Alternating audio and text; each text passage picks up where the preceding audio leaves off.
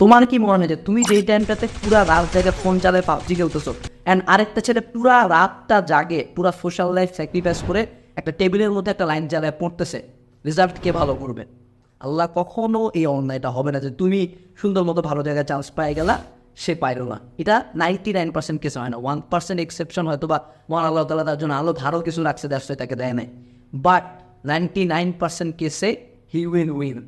তুমি যেই টাইমটাতে হয়তো বা চিন্তা করছো হ্যাঁ আজকে জিমে যাবো না, আজকে এইটা কাজটা পড়বো না, না পড়লেও তো হয়, সেই টাইমটাতে একটা মানুষ পুরা লাইফ স্যাক্রিফাইস করে পড়তেছে।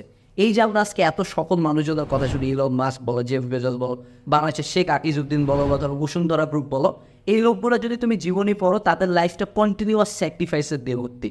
যেই টাইমটাতে তাদের বয়সী মানুষজন পুরো লাইফ এনজয় করছে, পুরো লাইফ এনজয় করে যাচ্ছে, তারা ওই টাইমটাতে কুত্তার মতো খাটে গেছে। আমরা কুত্তার মতো খাটাটা একটা মানে মেটাফোর হিসেবে ইউজ করি, আগে মানে কুকুর খুব পরিশ্রমী প্রাণী না, বাট একটা হিংস্রতা আছে, ওই হিংস্রতা বোঝানোর জন্য যে ওই লেভেলে আমাদেরকে খাটতে হবে।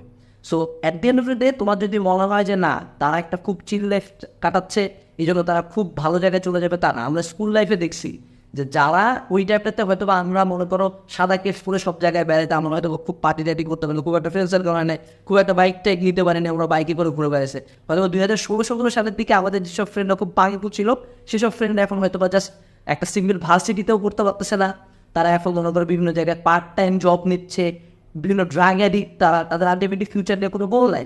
বাট ওই টাইমটাতে আমরা যেসব ফ্রেন্ডরা এগুলো সব স্যাক্রিফাইস করে পড়ছিলাম, ওরা হয়তো বা তাদের লাইফে ভালো ভালো জায়গায় সেটেল, 90% কেসে তারা ভালো ভালো জায়গায় settle. So at the end of the day sacrifice, and যেই টাইমটাতে মানুষজন মজা নিচ্ছে সেই টাইমটাতে তোমাকে খাটতে হবে।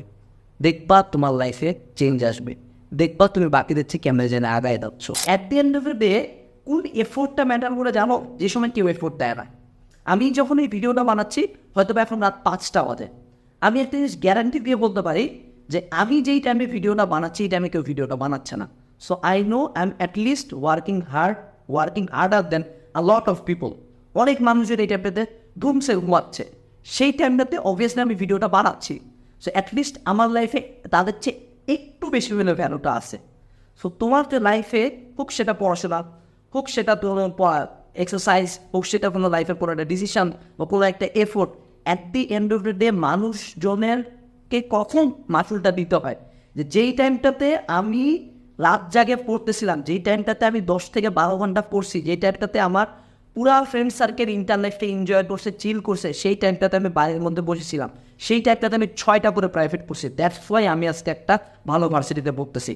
যেই টাইমটাতে তোমরা মজা নিচ্ছে না এইচএসসির পরপর, সেই টাইমটাতে আমি IELTS এর কোর্স করছি, আমি বিদেশি ভার্সিটিগুলোতে অ্যাপ্লাই করছি। দ্যাটস ওয়াই আমি আজকে একটা বিদেশি ভার্সিটি MIT বা হার্ভার্ড টাইপের স্কলারশিপ পাইছি। তোমরা যেই টাইমটাতে খুব সুন্দর মতো পার্টি করতেছিলা, প্রচুর ফাস্টফুড খাচ্ছিলে, সেই টাইমটাতে আমি না খায় না দেয় জিমে ঘন্টার পর ঘন্টা ব্যয় করছি। দ্যাটস ওয়াই আমি আজকে ফিট, দ্যাটস ওয়াই তোমরা আজকে মোটা, হয়তো আজকে তোমাদের কার্ডিওভাস্কুলার ডিজিজ হয়েছে, অনেক প্রকার প্রবলেম তোমাদের। At the end of the day যেই এফোর্টটা ম্যাটার করে, দেখো পার ডে 3 থেকে 5 ঘন্টা 6-7টা প্রাইভেট সবাই পড়ে, সবাই